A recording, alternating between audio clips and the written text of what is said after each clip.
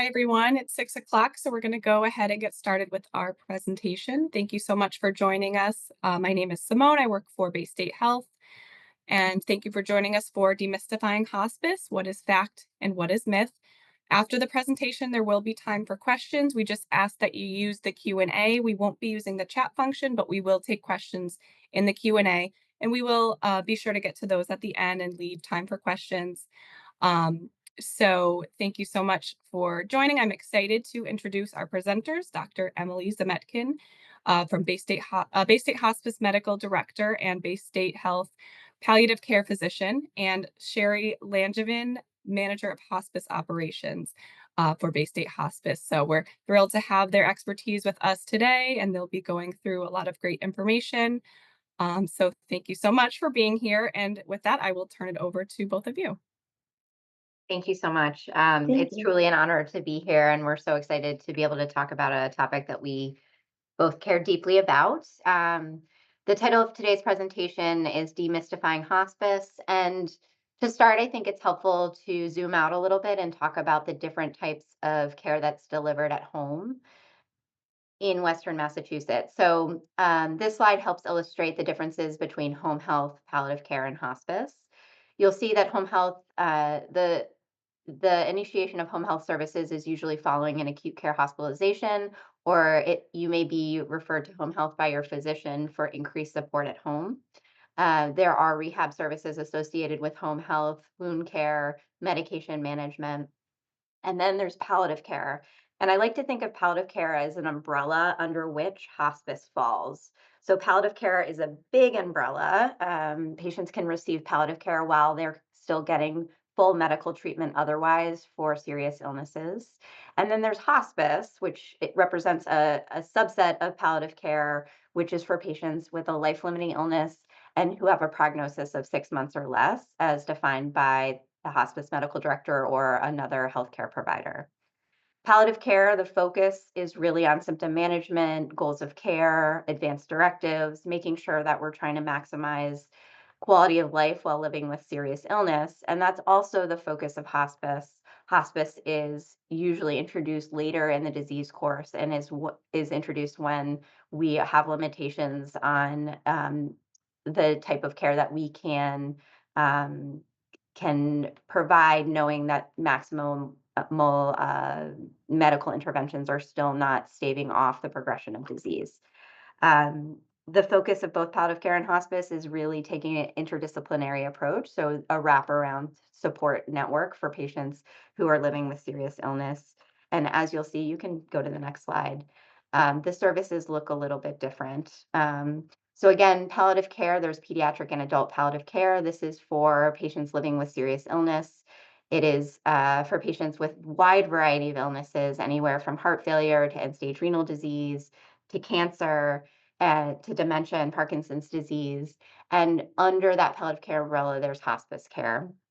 Hospice is unique in its services that it can provide to patients outside of the hospital, including social work, spiritual care, volunteers, skilled nursing, equipment, medications, medical durable equipment, and there is also the hospice benefit through Medicare, which entitles patients with serious illness to receive this type of service at the end of their lives. Next slide. And I want to pause here and just acknowledge that hospice can be really difficult to talk about. This is a topic that, especially with the people that we love the most, can feel really hard to bring up, even when it's obvious that patients are declining, despite the fact that we are trying our very best to support them medically. And so I want to just first say that I'm proud of people coming to a presentation about hospice, because this is a difficult topic to talk about when we're really talking about decline and death. But I want to emphasize that the point of hospice is to really live well for as long as possible with serious illness. We have a lot of patients. I have a lot of patients who I see as a palliative care physician in the hospital who say, why didn't my cardiologist bring up hospice? Why haven't we talked about hospice with my cancer physician? And a lot of times it's because providers themselves feel uncomfortable about bringing up hospice because they worry about um, how that will land with their patients. And so I just want to say that, a lot of people call our office saying that they're looking for palliative care, but when they describe the services that they're actually looking for, what they're describing is hospice care. So while it can be difficult to talk about hospice or acknowledge that somebody may be a candidate for hospice, I would encourage you to start thinking about these things. And sometimes it's helpful to ask providers, what do you think hospice is appropriate now? Is it crazy that we're starting to consider hospice? And that can be an opening to really have a meaningful conversation about how things are going, what to expect moving forward, and whether hospice is the correct set of services for patients living with serious illness. Go ahead, Sherry. So, speaking of the word hospice actually comes from a Latin word hospes, which means guest or host. And back in the medieval times and during the Crusades, hospices cared for travelers on long journeys. They were places for the sick and the dying. So, it really was bringing comfort. And then moving forward, our modern hospice movement, Dom Cicely Saunders was a British nurse and social worker who actually started the first hospice in London in 1967. So, not very long ago. And then her hospice focused on dignity, respect, comfort care, really focusing on that versus treatments and cures.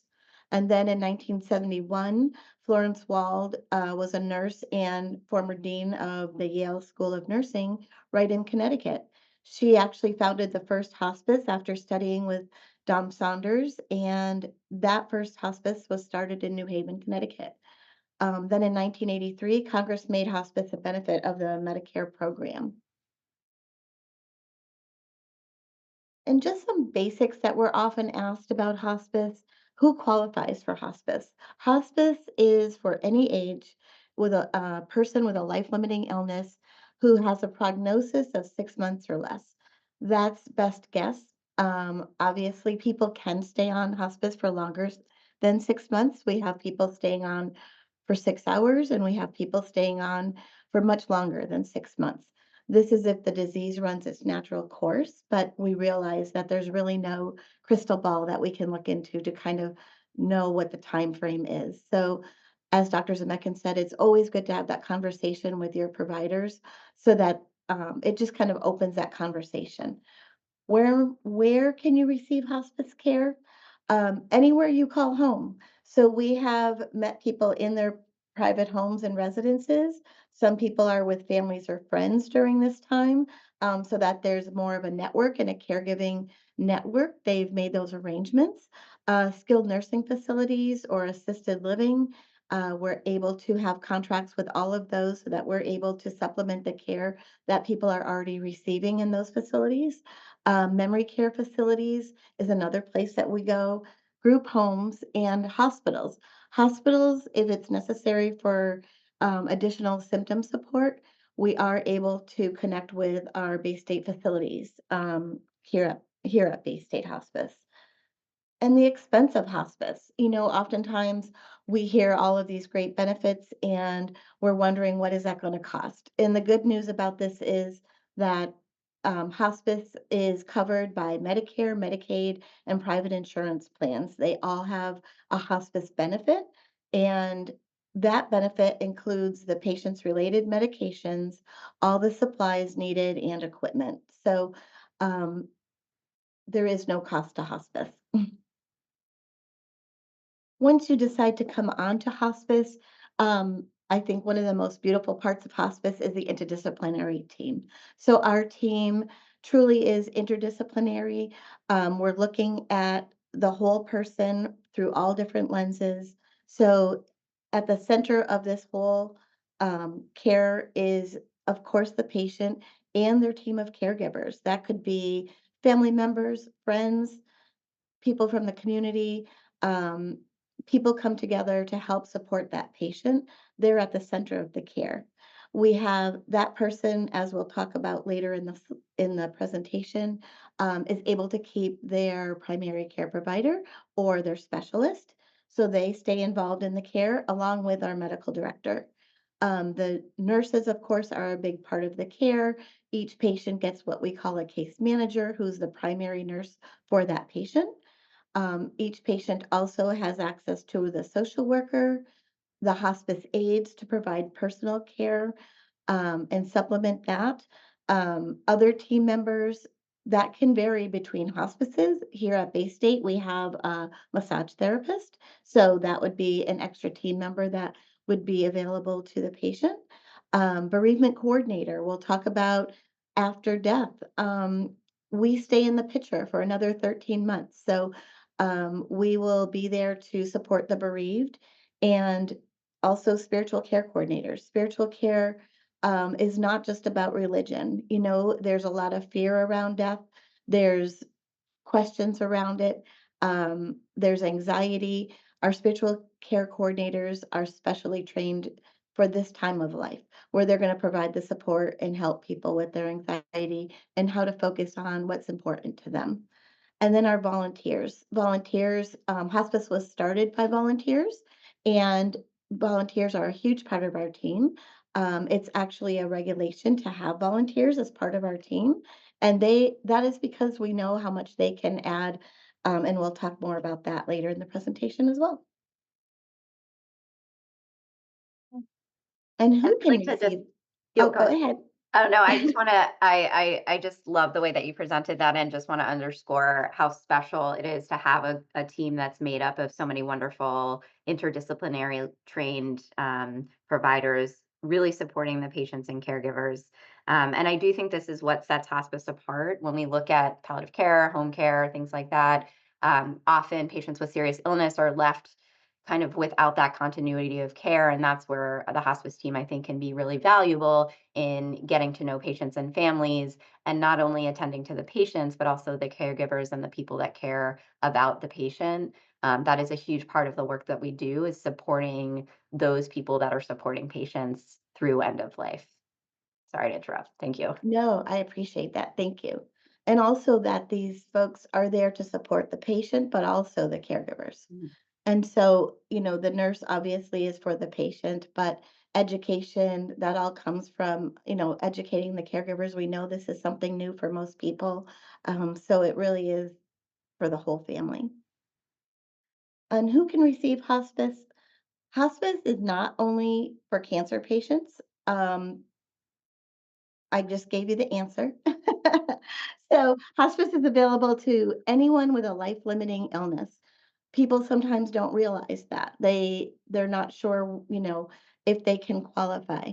If you have a life-limiting illness, you definitely can qualify. That can include heart disease, respiratory disease, neurological diseases, kidney disease, stroke, Alzheimer's, dementia, Parkinson's, um, and a whole host of others. Really, if you have that conversation with your physician and you have something that is life limiting, it's time to at least call and get some information on hospice.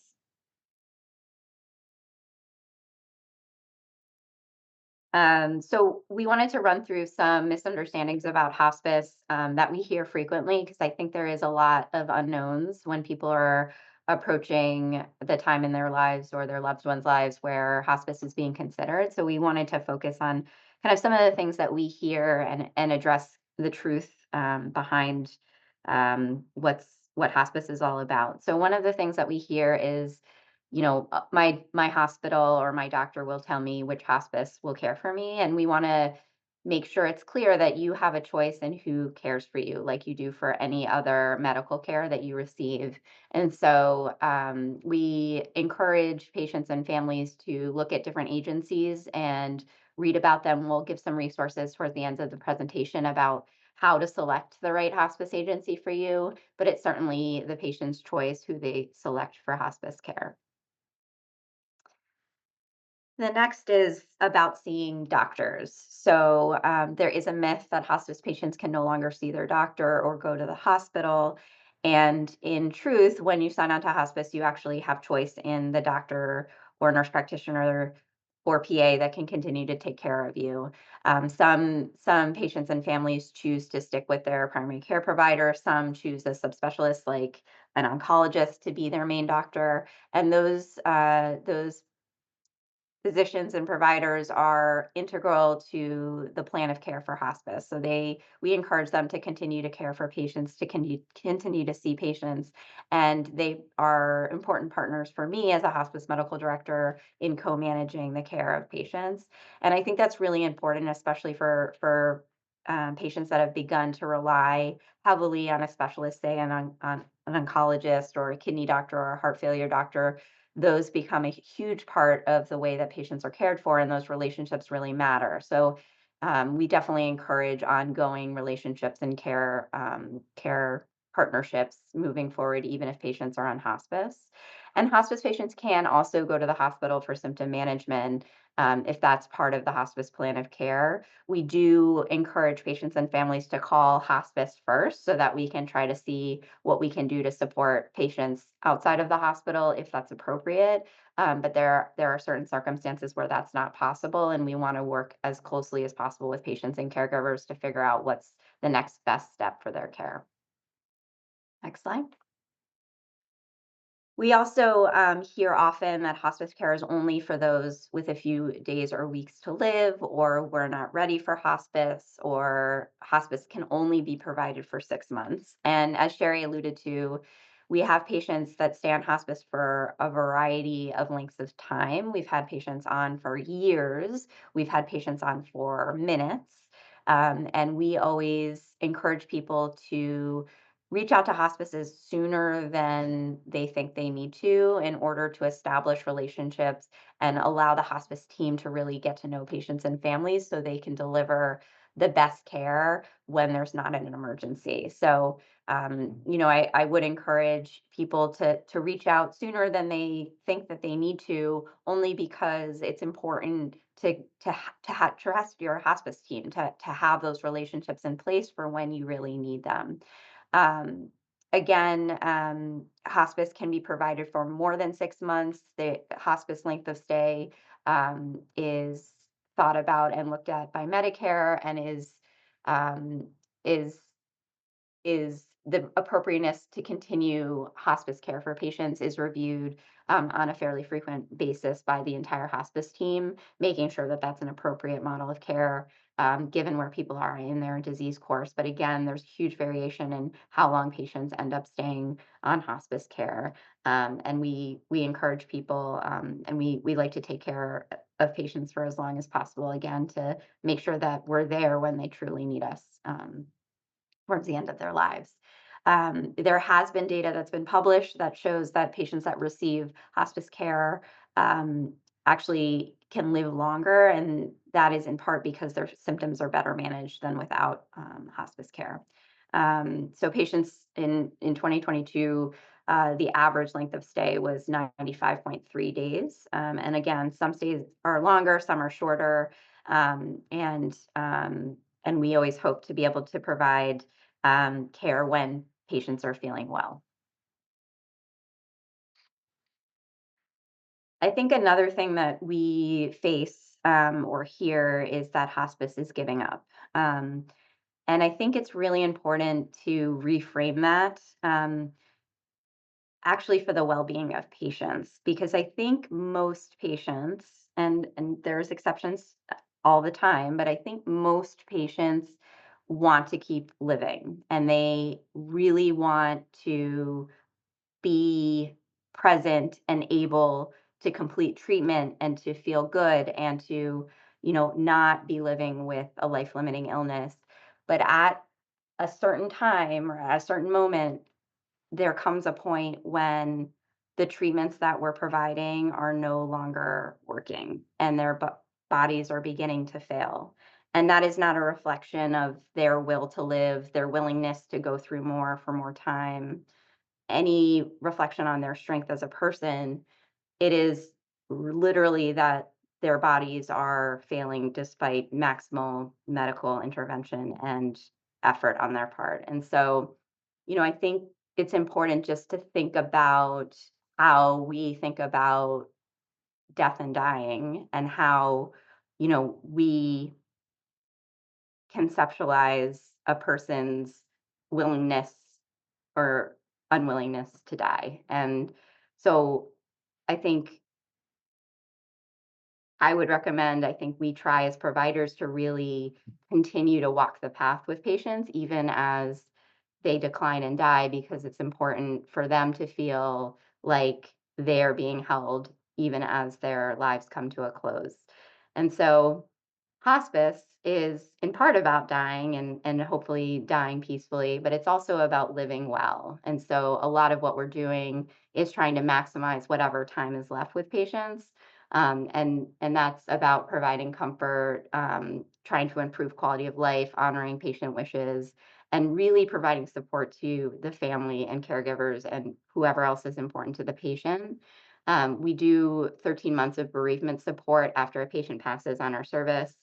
Um, that is an incredible part of the hospice benefit, and I think something that we're all really proud of is the ability to support people who cared about one of the patients that we were caring for months afterwards.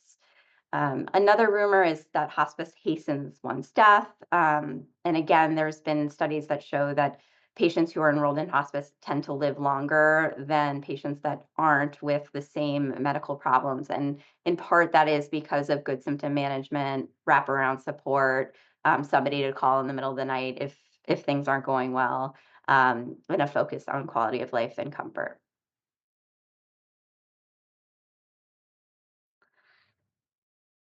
And these are a few more, as myths that we hear just over the years. And people think that you have to have a do not resuscitate order in order to come on to hospice, and that is false. Actually, you can come on to hospice without a DNR.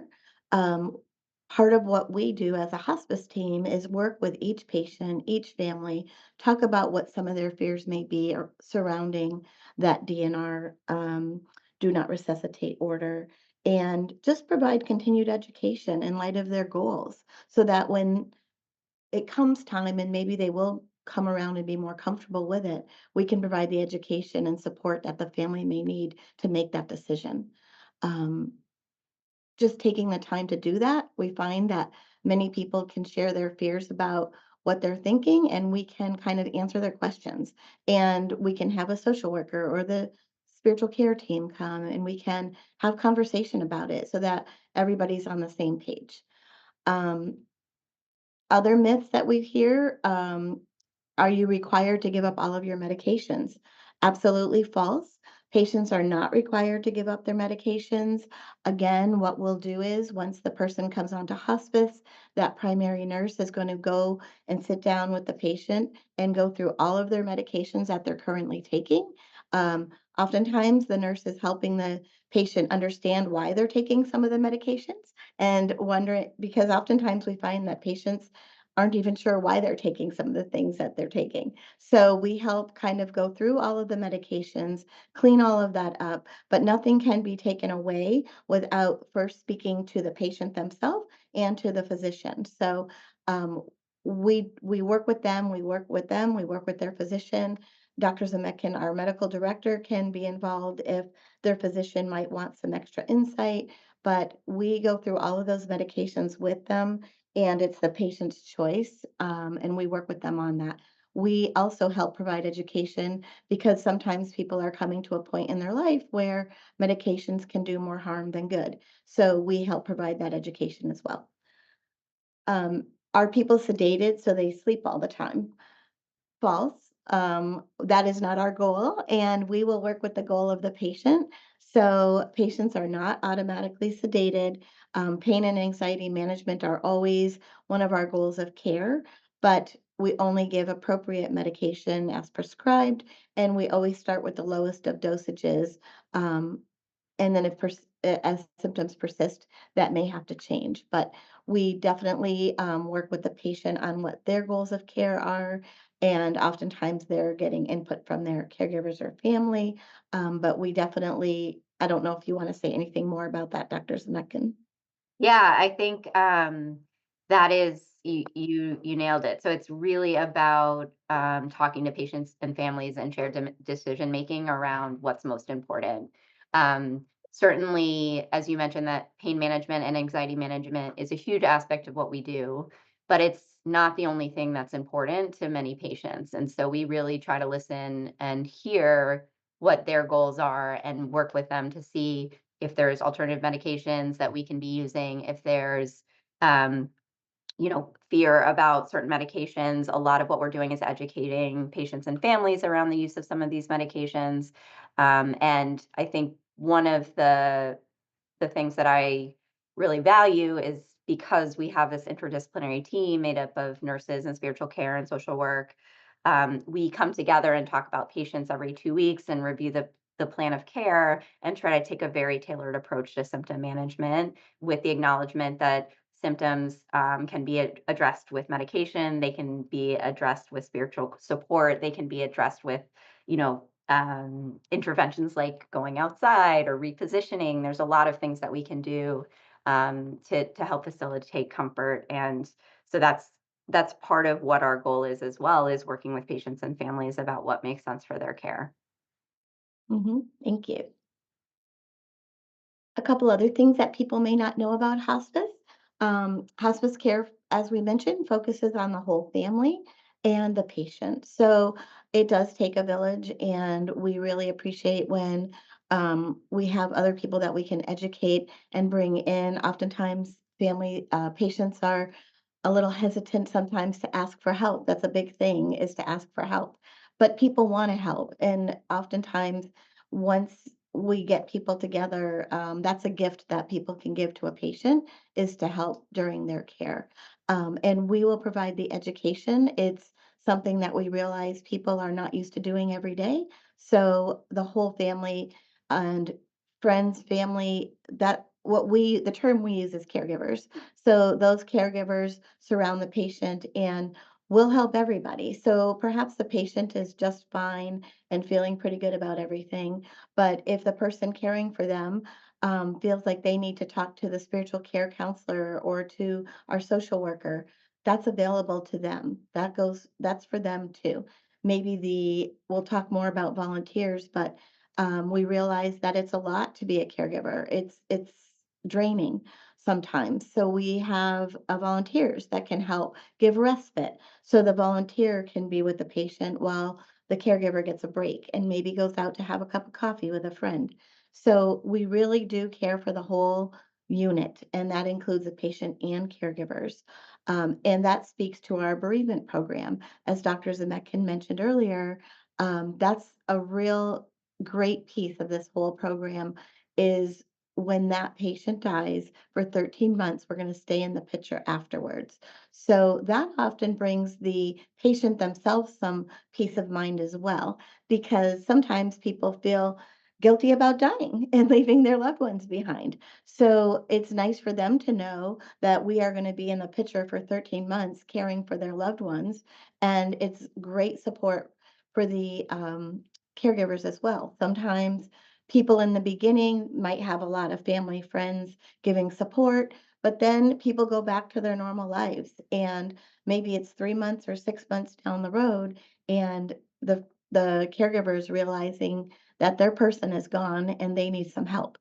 We're still in that picture, and 13 months is a great number. It helps us get through all those firsts and possible triggers with you through that first year. So that is a great resource. And in our case, we have a couple of support groups too for people.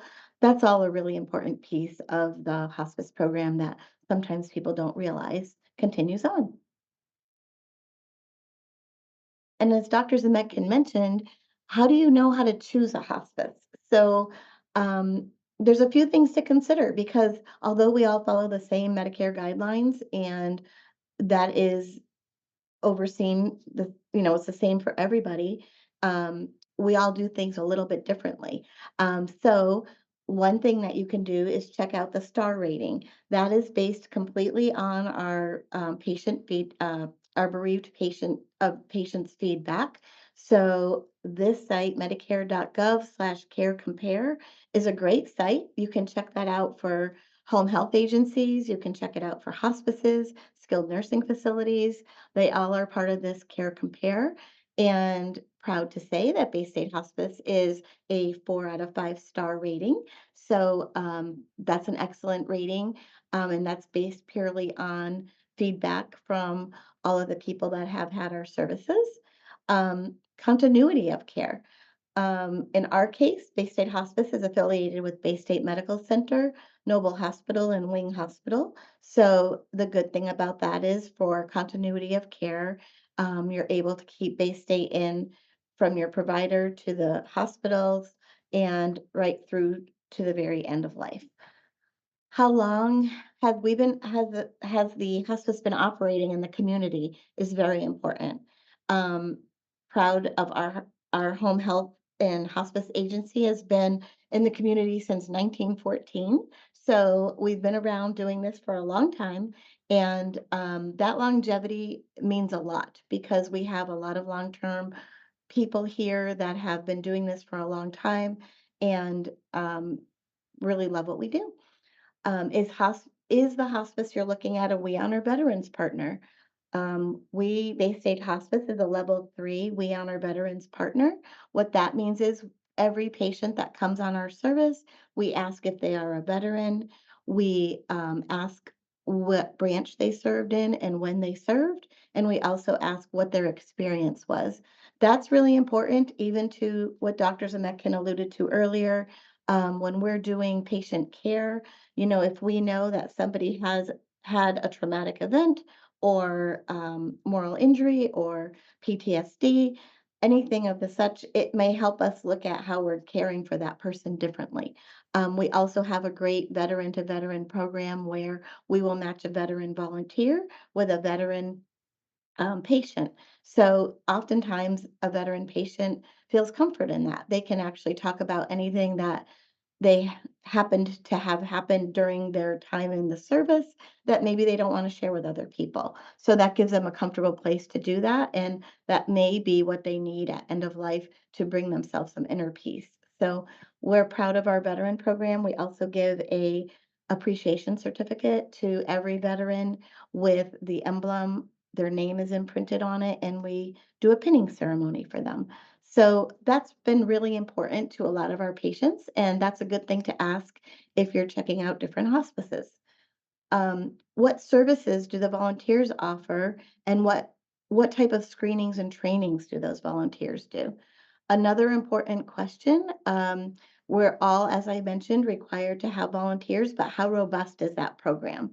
Our program here is very robust. We have an onboarding program that the volunteers have to follow all the same guidelines onboarding as an employee. So that means, of course, all the Cori checks, all the vaccinations, everything is done the same as an employee. They also attend a very comprehensive training program with continued training throughout the year. And our volunteers, we have volunteer hairdressers, which is always a hit. We have Reiki, we have death doulas actually. That's great between the Reiki and the death doulas for people that may not want to take the more traditional route. They can try that.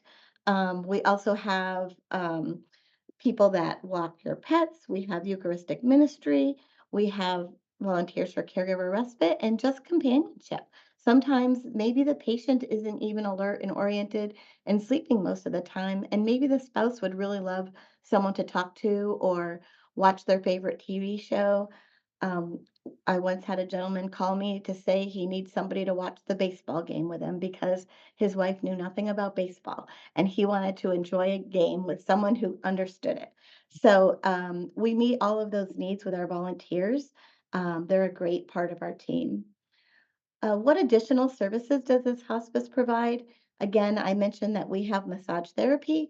That's not something that every hospice may have. So ask about those extra services and see what's important to you. If needed, does the hospice support pediatric patients? Yes, Baystate Hospice is the only pediatric hospice actually in Western Mass. Um, that's important to know. We also are connected with a pediatric palliative program. Um, the good thing with pediatric hospice is that there's concurrent care. So pediatric patients that are on hospice can still receive aggressive treatments, um, unlike the adult population. So that's important to keep in mind, but good to know that in Western Mass, we do have this to offer people that need it.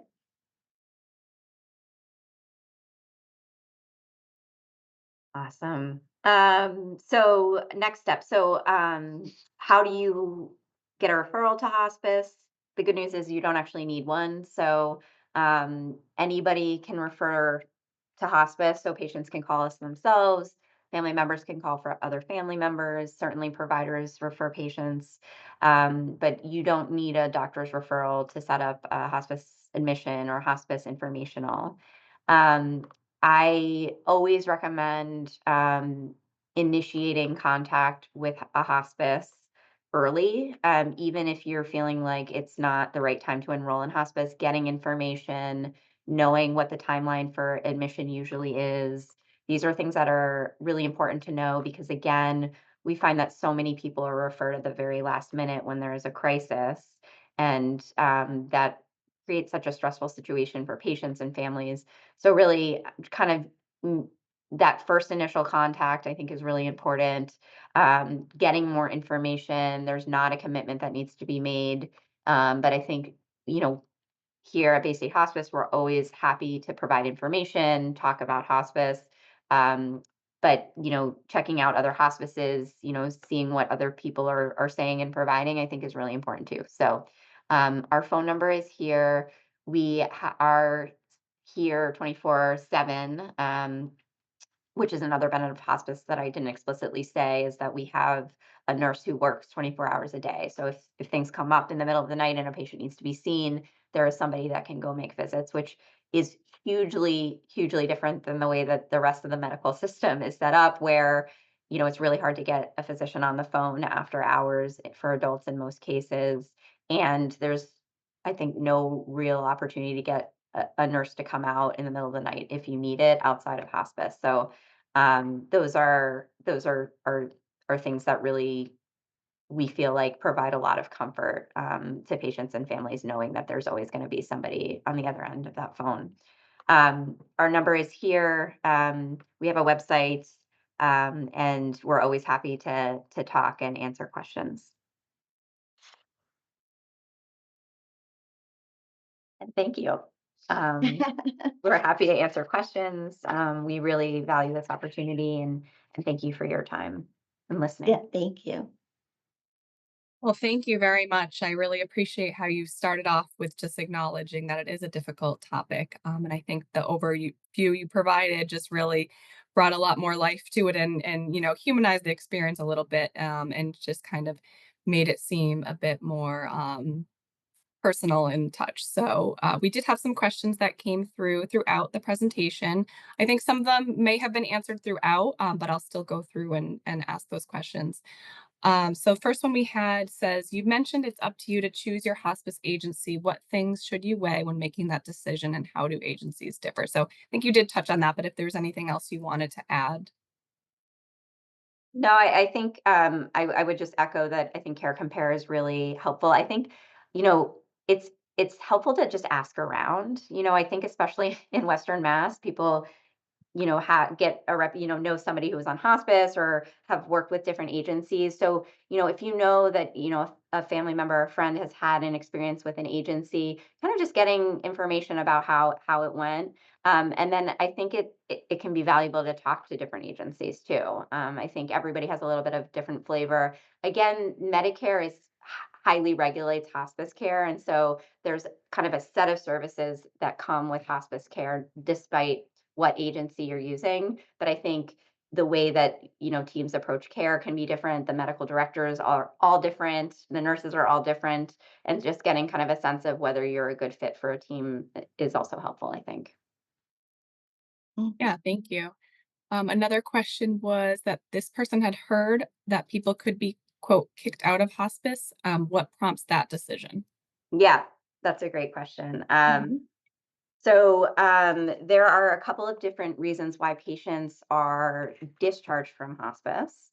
The first is that patients can elect to revoke hospice services at any time. That means that they say that they want to come off of hospice, and sometimes that's because their oncologist has offered them a new chemotherapy and they want to pursue kind of really invasive and extensive testing and procedures and treatments. So patients have the right to come off of hospice at any point in their care. So that's called revocation. That is one reason patients come off of hospice. Another reason is that they no longer qualify for hospice. So I mentioned earlier that patients are evaluated fairly frequently by the entire hospice team about the appropriateness of them for hospice. It's my job as hospice medical director to make the case that a patient has a life expectancy of 6 months or less. And I review cases every 90 days and then 60 days to make sure that we still think that people meet hospice criteria. And what we're really looking at is, has there been any changes in status? Are we seeing decline? And there's many different ways to make the case that a patient is declining, but that's one thing we're looking at. Is this patient changing? Sometimes our patients get better. They're eating better, they're feeling better, they're functioning better, and I can no longer make the case that they have a life expectancy of 6 months or less. And then that's a conversation with the patient, their caregiver, their family, their primary care doctor about whether hospice continues to make sense for them. Um, Part of the hospice obligation to care for the patient is to make sure there is a good transition plan off of hospice. So I hope that nobody ever feels like they're kind of blindsided by the fact that they no longer qualify for hospice. And we lovingly refer to that as graduating from hospice because often that's a good thing, right? It's good news that people are doing better. And then the final reason that people come off of hospice, which is very rare, is discharge for cause, where the hospice team deems that it's an unsafe environment to care for a patient or other extreme circumstances that we cannot deliver hospice care to patients. Again, this comes up very infrequently, and we as a hospice agency have to really demonstrate that we have worked really hard to try to keep this patient on service and get them the care that they need. Happens very rarely, but that would be one other circumstance where a patient would be coming off of hospice.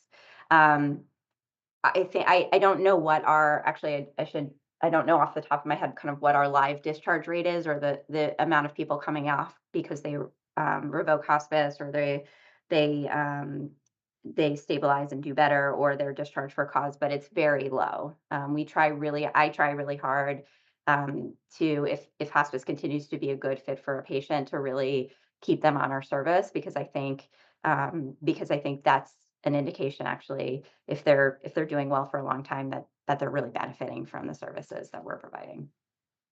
I don't know if you want to add to something, Sherry. No, I think you summed it up, and I think, it's if somebody we have there's processes in place, so we actually do, after, like, a certain amount of time, we're gonna have the nurse practitioner or the physician themselves go out and lay eyes on the patient too, and that's how we keep them recertified, and I think that that's really important to have that fresh set of eyes on them, but it would never be a surprise to the patient because we'd be talking about it right along, and we realize sometimes people plateau, and that's okay. We're not expecting a quick decline all the time. We love when people come on soon enough so that we can get to know them and get to know the patient and they get to know their care team. So I think you answered everything perfectly.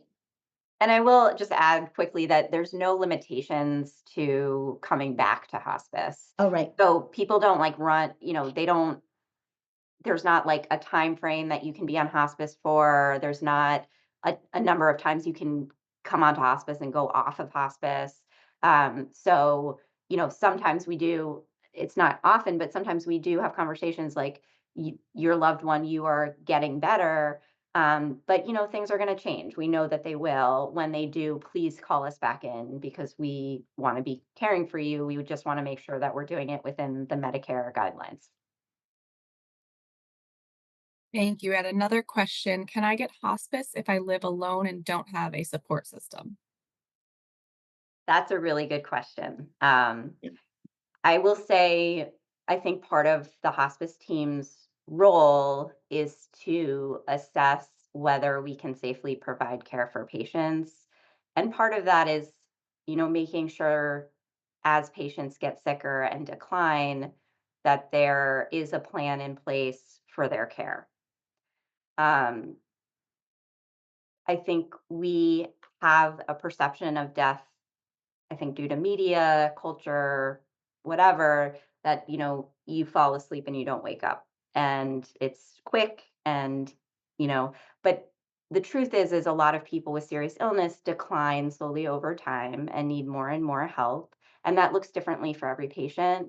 But we do want to make sure that patients have somebody that's looking out for them as they decline, because most of our patients end up needing 24-hour care in some form.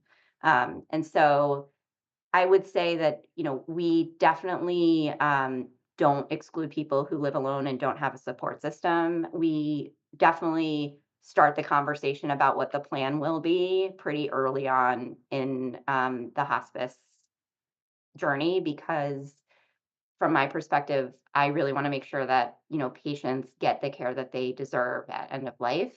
And we've had like endless different situations where caregiving looked piecemeal and it came together at the very last minute when we were worried it wouldn't. There are two hospice homes in Western Mass. There's a respite benefit where patients can go to a nursing facility for 5 days on hospice free of charge, where they can get the 24-hour care that they need. So there's a lot of creative ways. We partner with our local care agencies. There's Greater Springfield Senior Services that can provide care and hours. So I think the answer to your question is yes, you can, but I think the goal really is to start working on what the plan will be ahead of time, so that again, we don't get into a situation where we can't provide the care that we hope we would get at the end of our lives. And I think that is actually a good point, in that we don't provide 24-hour care. So that's another kind of myth that's out there, is, oh, hospice will come in. Yes, we come in. We come in a couple times a week. We titrate our visiting nursing hours and our aides and our spiritual support and social work to the needs of a patient, but we aren't providing 24-hour hands-on care in the home. And that's what a lot of patients really need. There's a dearth of adequate caregiving in Western Mass for patients that are seriously ill and living at home. And so that's a lot of what we're doing in hospice, and in social work plays a huge part of this, is trying to work with patients and their caregivers ahead of time, because these things are going to be a crisis with or without hospice, right? Like we know that patients who are ill tend to need more and more help as their diseases progress. And so what I would say is, talk to hospice early, like try to get hospice involved early, so that the interdisciplinary team can start thinking and working with you about what you want for your end of life care and how we can help support you in that. Yeah, I think that's a good point, and I think that, that's when the social workers, like you said, will help with if they need help with mass health application to get into a nursing home, if that's the only option. That's something we help with oftentimes, and I also think it's a time to also remind people that it's important to have those healthcare proxies in place, those, all those documents. Like we said, you don't have to have the DNR or the most filled out, but good to have that conversation. But healthcare proxy is really important. Who's going to make your decisions when you can no longer make your decisions? And doing that while you're healthy enough to do that is really important.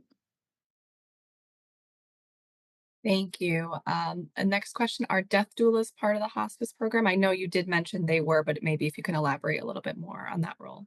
Sure. We have two death doulas that are volunteers here, and they can provide, it's almost just like a birthing doula, but they can provide kind of a peaceful um, ending with a lot of mindfulness, a lot of special techniques, and they can come in the final days, especially, but they can help you make a plan for exactly what you want your death to look like. They can make sure that each doula works a little differently, but they sometimes make sure, like, does this person want certain music? Do they want certain lotions around, certain scents, certain who do they want around? They really help plan the ending to be exactly what that person wants it to be. So definitely we have 2 death doulas on our volunteer team.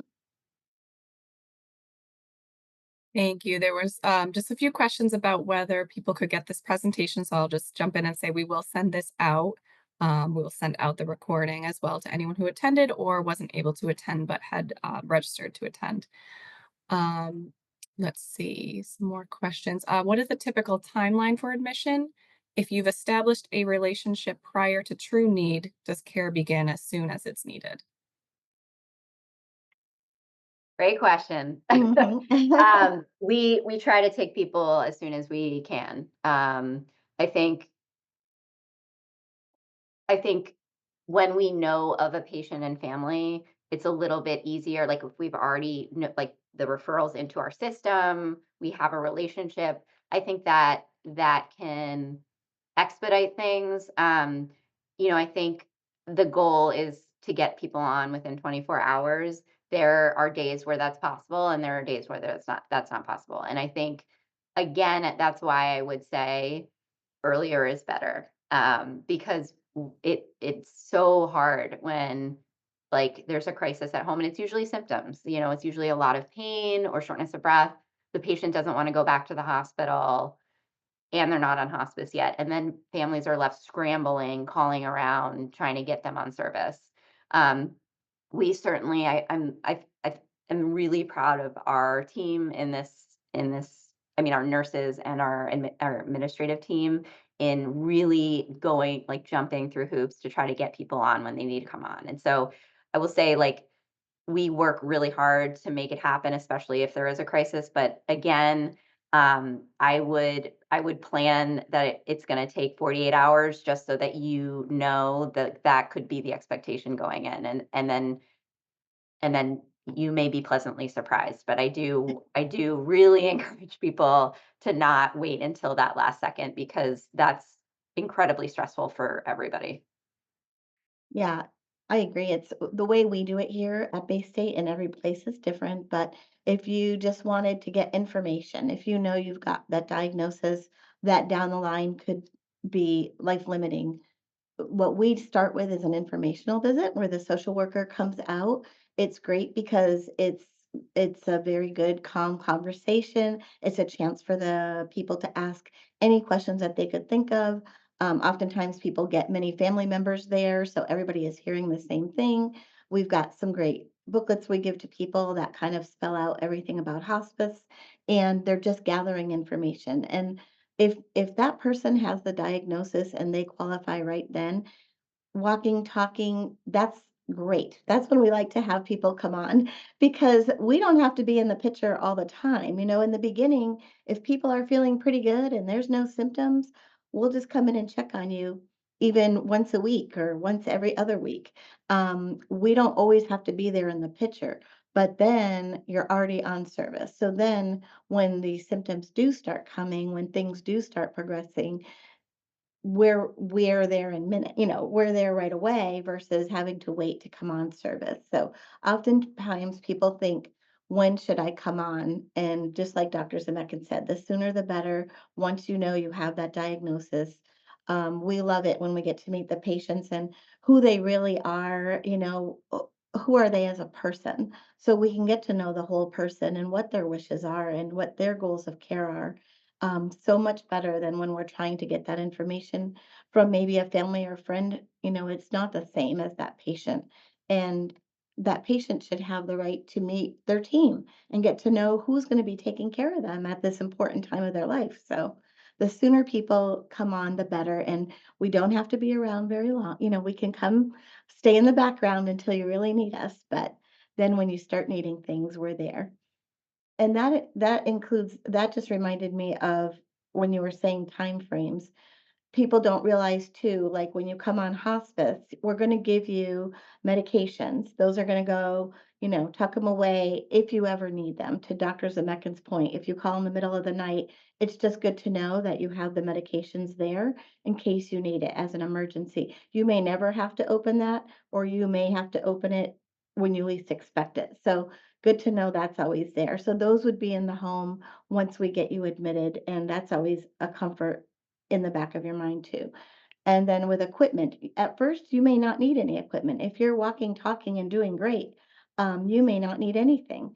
But then, as things maybe start to decline, maybe you're going to need a walker or a wheelchair or a bath chair, or maybe you're going to need a hospital bed. Those are all things that are included under the hospice benefit, and we can get those things oftentimes same day or next day. So, but again, once you're on service, those things can come more easily and quickly as you need them. So it's not like you join hospice and all of a sudden you have a hospital bed in the middle of your living room and everybody's around.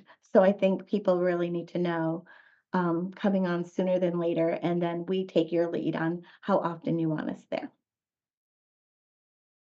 And I will Thank say you.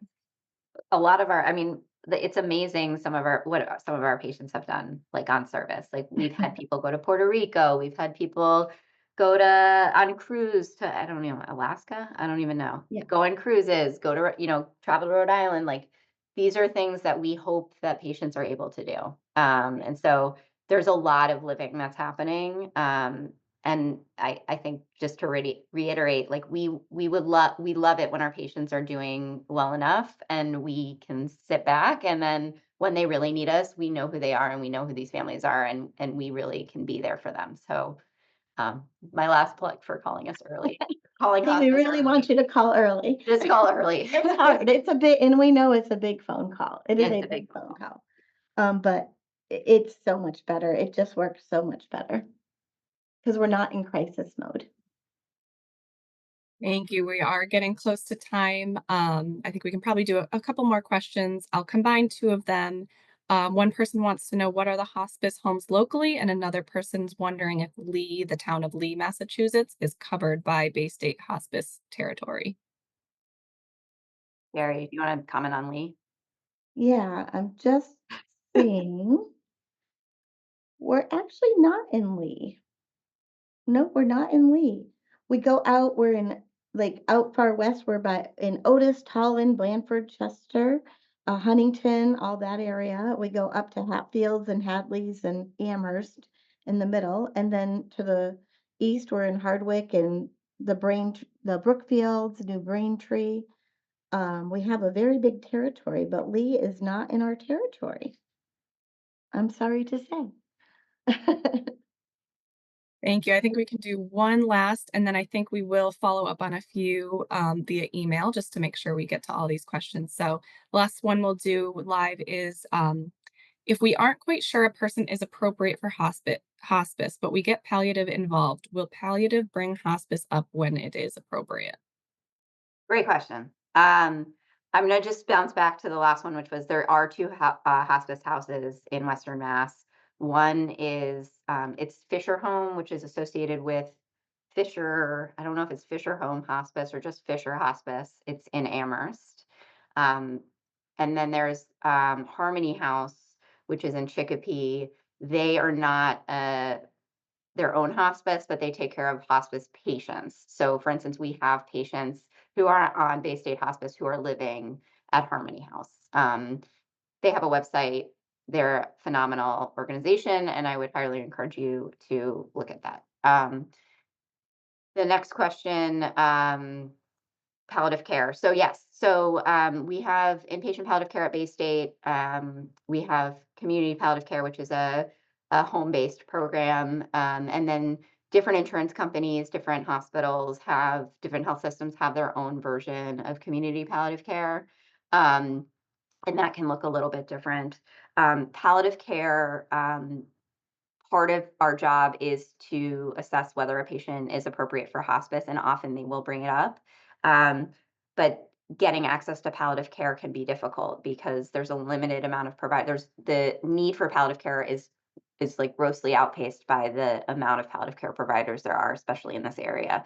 So if you're thinking about hospice, wondering about hospice, I would actually bring it up to any of your doctors because I think that would be a really beautiful opening to have a conversation about hospice appropriateness. But palliative care is certainly another avenue to start that conversation. And palliative care providers are very well versed in hospice regs and criteria and should be able to help guide you in appropriateness for hospice referrals. Thank you. So we are right about at time. Like I mentioned, we'll follow up. There are a few remaining questions, so we can follow up by email. Thank you, everyone, for joining us this evening, and thank you very much to Sherri and Dr. Zametkin for that very insightful presentation. And I hope everyone has a wonderful night. Thank you. Thank you. Thank you.